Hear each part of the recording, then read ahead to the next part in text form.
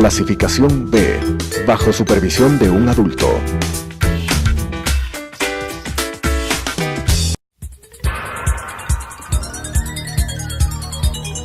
Las opiniones vertidas en este espacio por la producción y dirección del programa son de exclusiva responsabilidad de sus autores y de quienes intervienen en ellos.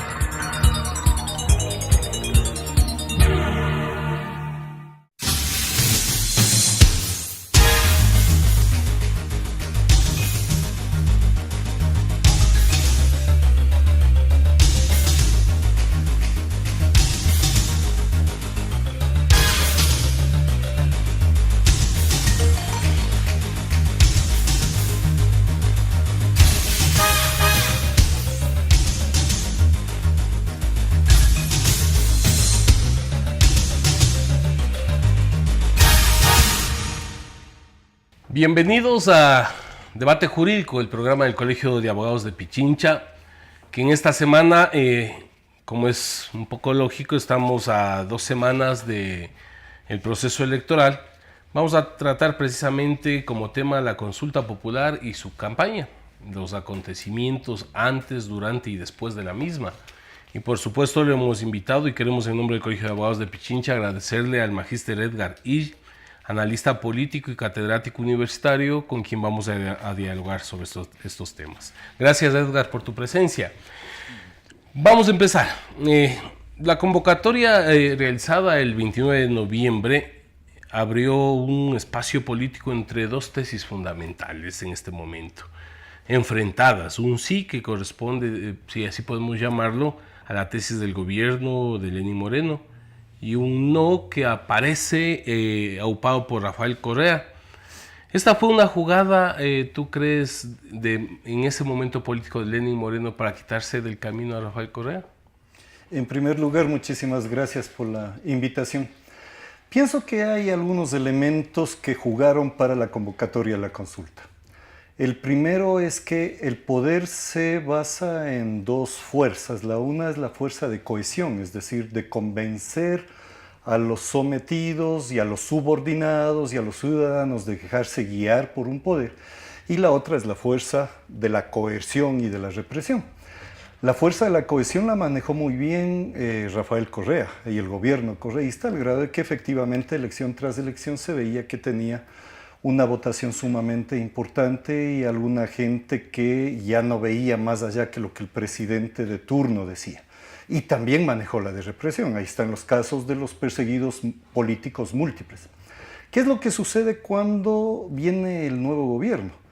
Que esas 2 fuerzas se debilitan y que la gente empieza a sentir de que puede optar por actitudes en el marco de un poquito más de libertad, de posibilidades de elegir, etc. Entonces el gobierno hace una jugada política, sin duda, que es convocar la consulta, pero lo hace por presiones de los más diversos sectores sociales. De hecho, hay organizaciones de derecha que dicen estas preguntas son nuestras, las preguntas ambientalistas. Es decir, no sería iniciativa exclusiva de Lenín Moreno. De ninguna manera. Es recoger eso para tratar de agrupar un sector incluso de las propias fuerzas de Alianza País y lograr desmarcarse del gobierno de Correa, que en este caso tenía ya un camino de desprestigio cada vez más acelerado y mucho más con las denuncias de corrupción. De tal manera de que en realidad la consulta tiene alrededor suyo, y el voto sí tiene alrededor suyo, intereses muy variados de la sociedad ecuatoriana, pero que grafican de una manera muy clara el hecho de que la mayoría de la población sin duda desea un cambio en el manejo político, desea un cambio en el manejo económico. La consulta no resuelve todo, pero da el paso inicial para una serie de potenciales cambios. Es decir, Edgar, estamos hablando de que en esta primera batalla, llamémoslo así, ganó Moreno porque encontramos mayoritariamente organizaciones por el sí, muy pocas, parece que 4 se inscribieron por el no. ¿Cómo miras esta diferencia? ¿Es una demostración de que los intereses se van alineando por conveniencia al poder o simplemente es que el pueblo está harto de la década del correísmo? Depende quién diga que sí y quién diga que no, porque encontramos en el sí posiblemente tres estructuras. Uno, organizaciones que responden a los partidos políticos y las tesis de la derecha, otros que responden a las organizaciones populares y también a las tesis de la izquierda, y otros que, habiendo salido del correísmo, responden al interés de encontrarse pegados al poder. Creo yo que todo este proceso, estos 6 meses, nos han demostrado que correísmo no existe como un direccionamiento tras una posición ideológico-política. Lo que ha habido en Alianza País esencialmente es oportunismo, y que ese oportunismo se vuelve a reflejar ahora cuando muy fácilmente mucha gente que antes demostraba su amor eterno a Rafael Correa, hoy simple y llanamente lo abandonó. En el caso del no, también hay elementos de esta naturaleza. Eso hace necesario en realidad que cuando la ciudadanía piensa en votar sí y piensa votar no, tiene que tener claro cuáles son los argumentos. A eso me quiero referir, Edgar. Tú nos has planteado aquí de que hay sí desde diferentes ópticas, desde diferentes posiciones, pero lo que se está vendiendo acá ni siquiera son las preguntas. La gente dice, si votas sí, estás con Moreno, si votas no, estás con Correa. Es decir, muchas veces la gente inclusive no está enterada de las preguntas. ¿Cómo marcar esta diferencia? Bueno, yo creo que en el caso del no puede ser. Y en el caso del sí hay una pregunta básica que la gente podría hacerse y que yo creo que algunos sectores se hacen. Por ejemplo, en las preguntas que tienen que ver con medio ambiente, minería e ITT.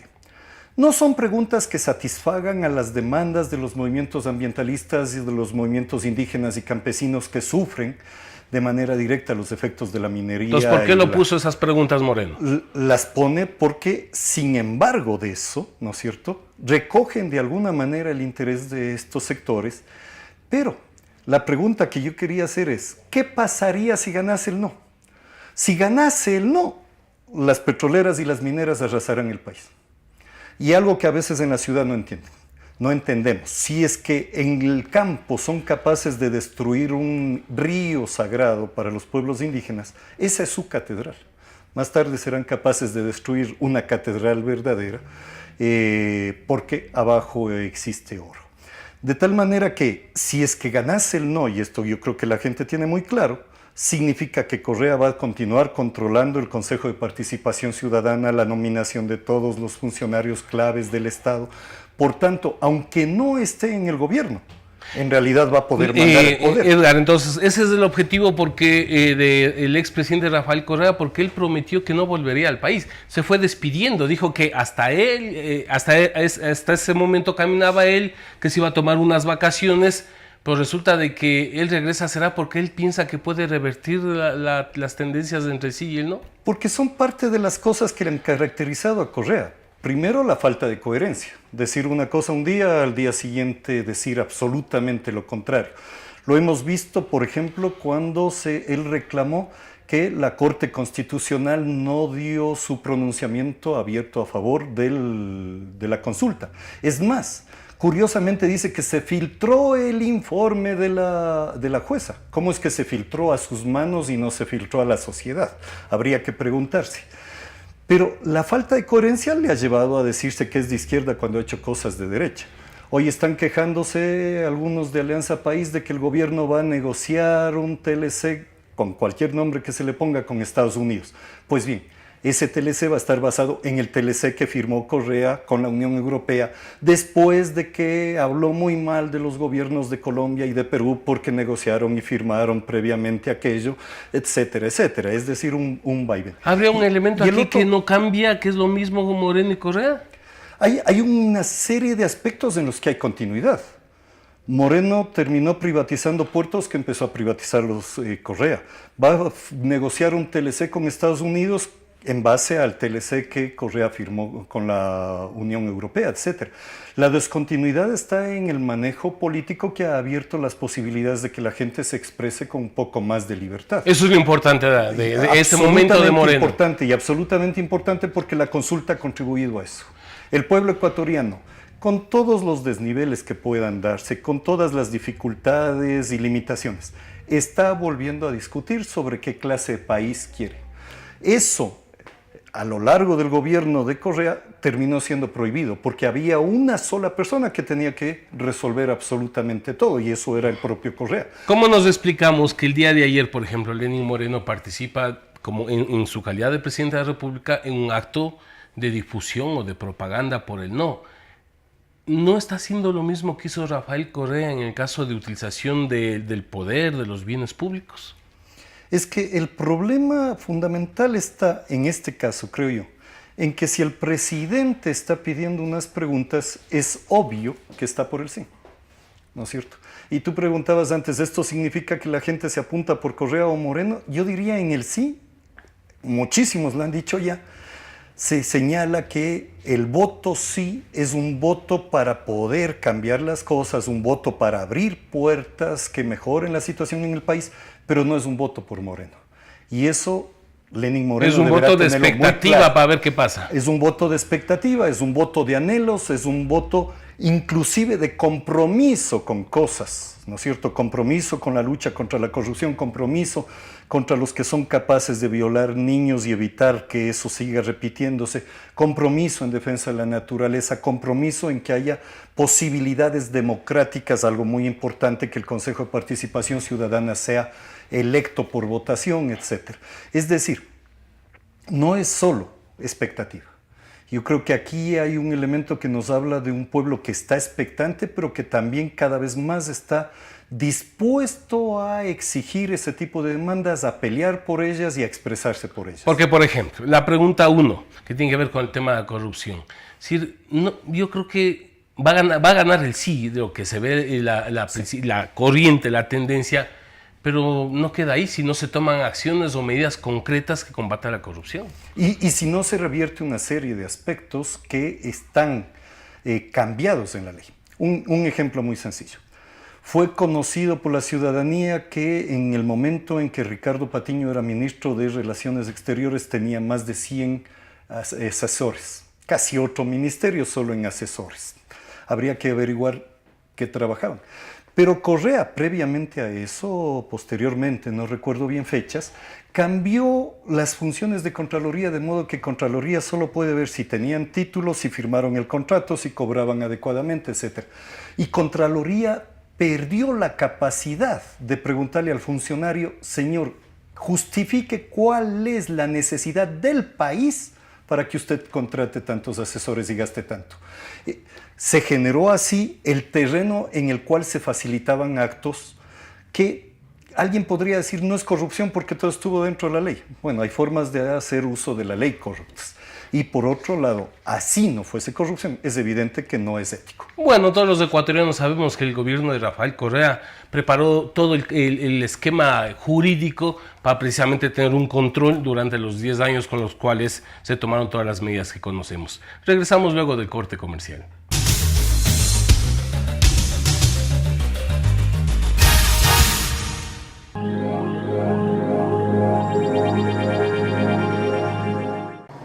Adriana, cancélame todas las reuniones. No voy a ir a la oficina. Estoy con una jaqueca que no aguanto. ¡El jefe no viene!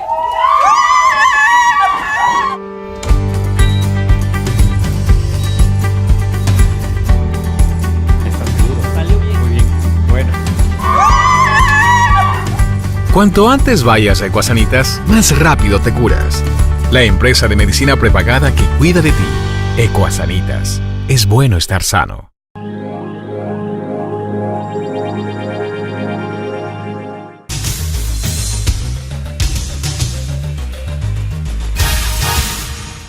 Continuamos con Debate Jurídico, el programa del Colegio de Abogados. Para quienes nos sintonizan en este momento, estamos con Edgar Ill, analista político y catedrático universitario, analizando el tema de la consulta popular y los acontecimientos dentro de la campaña electoral. Por eso, Edgar, ¿cuál es tu punto de vista a una cuestión que estamos viendo directamente los ecuatorianos a través de las redes sociales, de los medios de comunicación?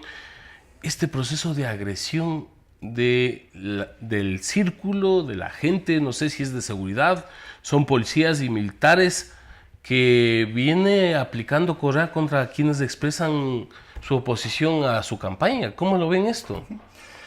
Primero es continuidad de lo que decía, es decir, Correa en el poder supo manejar elementos para cohesionar a la ciudadanía atrás de sus propuestas, pero también elementos de represión para limitar a quienes no lo hacían.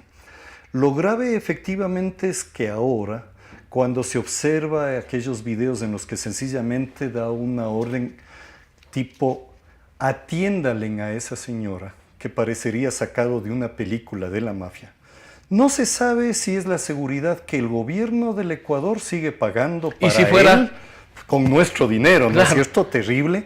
No se sabe si es un grupo de choque, tal vez de aquellos que se formaban en los cursos de oratoria Del comandante Collahuaso, ¿no es cierto? Claro. O qué clase de gente es, porque a lo que van, el atiéndalen es vaya y golpeen. Pero ahí estamos viendo, hablando ¿No? de otro problema. Ahí el ministro del Interior tiene que explicarnos eso, porque son los responsables, porque eso Así es. significa la existencia de grupos paramilitares. Y yo diría, sin ser abogado, pero me imagino que incluso Fiscalía puede coger el caso de oficio, por cuanto es público y notorio que existen órdenes de agresión que son cumplidas por otras personas. Ah, bueno, el fiscal sé. Carlos Vaca está endeudado con el pueblo ecuatoriano. Probablemente esta es una deuda adicional. ¿Tú crees que se va a revertir la tendencia entre el sí y el no en 2 semanas? Yo creo que no, porque no se visibiliza nada que pudiese en estas 2 semanas provocar tal cambio. Eso implica en realidad que las tendencias posiblemente se mantengan, es decir, más del 70% ecuatorianos por el sí. A mi juicio, Correa lo que apuesta es a tener un alto porcentaje, que no lo creo que va a tener, y tratar de dejar estructurada su fuerza propia, ya que perdió Alianza País. Tomemos en cuenta que incluso las tales desafiliaciones masivas que convocaron, creo que en el mayor de los casos llegaron a ser menos de 70 personas en la provincia de La Pero un Suárez. 25% puede, bajo una tendencia populista, estoy creciendo más adelante. Ese es el objetivo de él. Sí, pero si tiene 25%, siendo eso cierto, lo cual es importante porque para cualquier fuerza política significa entender que el correísmo no ha muerto, ¿no es cierto? Y que por tanto sigue siendo un peligro para la democracia como lo terminó siendo en este periodo. Y eso que ya no tienen sándwiches y colas, ¿no? Ya no tienen sándwiches y colas, pero todavía tienen buena parte de la Corte Suprema, tienen Consejo de Participación, tienen Consejo de la Judicatura, tienen una serie de elementos que les permiten sin duda actuar, probablemente de manera ilegítima, pero ¿Cómo aprovechando ese marco explicarse, legal que decíamos lo conformaron. Así es como explicarse que todavía no ha pasado la consulta popular y desde que asumió Lenín Moreno, si nos hemos dado cuenta, y ha ejercido un control sobre el Consejo Nacional Electoral. No te olvides que era un Consejo Nacional, el único que falta ahí es el señor Pozo, pero sigue estando íntegro. Un tribunal contencioso electoral encabezado por el señor Patricio Vaca, hermano del fiscal y beneficiarios del correísmo. Una actitud de un fiscal, ¿no es cierto?, que contra su voluntad lo condenó a Glass. Algunos alcaldes, prefectos están sumándose a Moreno. ¿Tú crees que esto responde a intereses de beneficio del país o a una posición de alineamiento político? Creo que es más una posición de alineamiento político impulsada por el hecho de que una mayoría social se está expresando porque ya basta de la corrupción y basta de la impunidad de los corruptos. El cambio de camioneta. Y en esto, sí, lamentablemente. Y claro, todos nosotros podemos decir todos los corruptos tienen que pagar. Incluso si es que fuera el caso de que conozcamos entre esos algunos, ¿no es cierto? Esa es la preocupación porque algunos corruptos pueden estar ya en el morenismo y van al estar tapados por el gobierno, por el poder.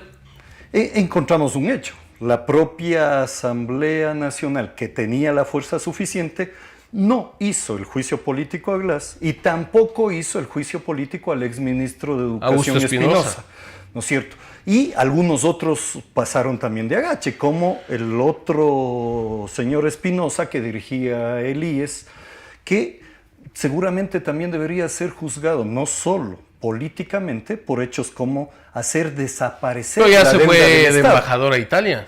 Eso nos pone en una complicación. Políticamente alguien puede decir, es que Moreno necesita primero ganar Alianza País y para ganar Alianza País necesita sacar a la gente que era fiel a Correa y traerla a este lado.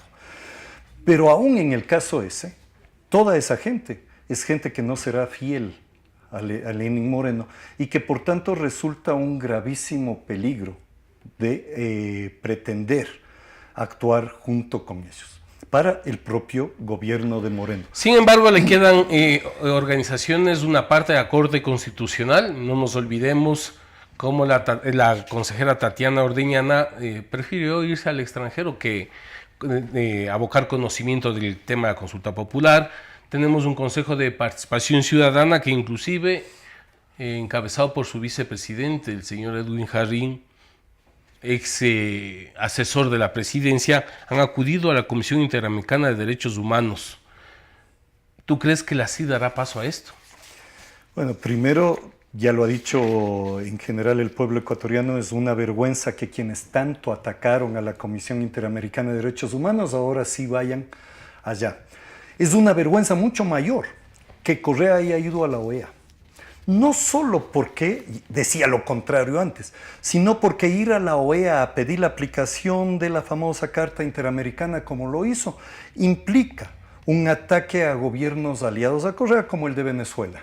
Implica el dar a un personaje bastante oscuro que dirige la OEA posibilidades de intervención en estados soberanos como el Ecuador. Muchísimo más grave todavía.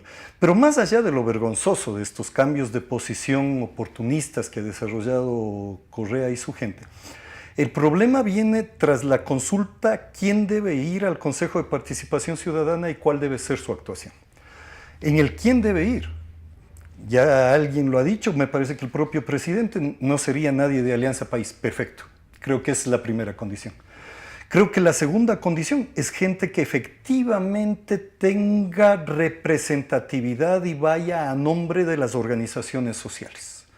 Y que, por tanto, sea gente que está controlada por sus organizaciones, que tenga que rendir cuentas a las organizaciones y a la ciudadanía, y que al mismo tiempo, ¿no es cierto?, rompan estos lazos.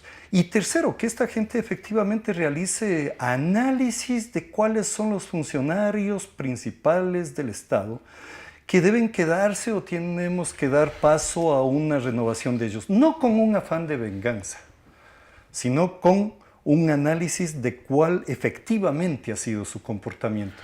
Y si se encuentra, que muy fácilmente creo que puede ser el caso en algunas ocasiones, gente que por obedecer a la sabatina de Rafael Correa incumplió las normas legales, violentó derechos, etc., es evidente que esa gente tiene que salir. Y no solo salir del puesto, sino posiblemente en algunos casos iniciársele procesos legales. Es decir, Edgar, la tarea es dura a partir del 5 de febrero. Significa de que no es un cheque en blanco. Lenín Moreno, de ganarse el sí, como se va viendo, decíamos, en las encuestas, la Organización Social y Popular tiene un duro trabajo ahí. La Organización Social Popular tiene un duro trabajo. Lenín Moreno tiene un reto enorme que cumplir. La ciudadanía en general, los ecuatorianos y sobre todo los sectores populares, tienen la tarea de ser tremendamente vigilantes y ampliar sus exigencias al gobierno desde un punto de vista del bien común, ¿no? Porque, mira, cada medida que hemos visto que toma el gobierno, las cámaras inmediatamente han dicho, esta parte nos gusta, pero exigimos esto, etc. No hemos tenido la misma acción suficientemente fuerte de los sectores populares. Y ahí hay violaciones de derechos que siguen vigentes. Todavía ya se reconoció a la Fundación Pachamama nuevamente, perfecto. ¿Y a la UNE? Y esto a pesar de que un organismo como la Organización Internacional del Trabajo ha dicho que hay que hacerlo. Hay todavía perseguidos políticos del correísmo a los que no se les ha querido dar la amnistía correspondiente y librar muchos luchadores del agua, muchos tú que estás vinculado, ¿no?, a esas actividades. Y luchadores anticorrupción, ¿sí? Ahí vemos a Villavicencio, Clever Jiménez todavía con los anillos electrónicos sin poder movilizarse con toda la libertad por el país. Y por el contrario, hay mucha gente detectada en casos de corrupción a los cuales los procesos por lo menos son tan lentos que a muchos parecería que lo que se espera es que salgan del país para empezar en realidad a juzgarlos. Ahora, si bien el CNE se ha alineado con el gobierno de Moreno, pero es un CNE que todo el tiempo ha sido cuestionado. ¿Tú crees que hay garantías en los resultados con este CNE? Yo creo que siempre en las elecciones ecuatorianas y más aún con el CNE, la única garantía está en la gente que está en las mesas, ¿no es cierto? Muchos de ellos, por ejemplo, en Quito son estudiantes universitarios que tienen que ponerse las pilas para que las cosas sean como deben ser. Está en la vigilancia que debe hacerse en cada una de las mesas, en la contabilización paralela de la votación, de tal manera que sea el pueblo ecuatoriano el que pueda validar o rechazar los resultados que finalmente dé el tribunal. Queremos agradecer a Edgar por habernos compartido sus puntos de vista. Creo que ahí está el planteamiento. Somos los ecuatorianos, los abogados, todos los profesionales que tenemos una responsabilidad del 4 de febrero, precisamente en el momento de entregar nuestro voto. Muy buenas noches. Las opiniones vertidas en este espacio por la producción y dirección del programa son de exclusiva responsabilidad de sus autores y de quienes intervienen en ellos.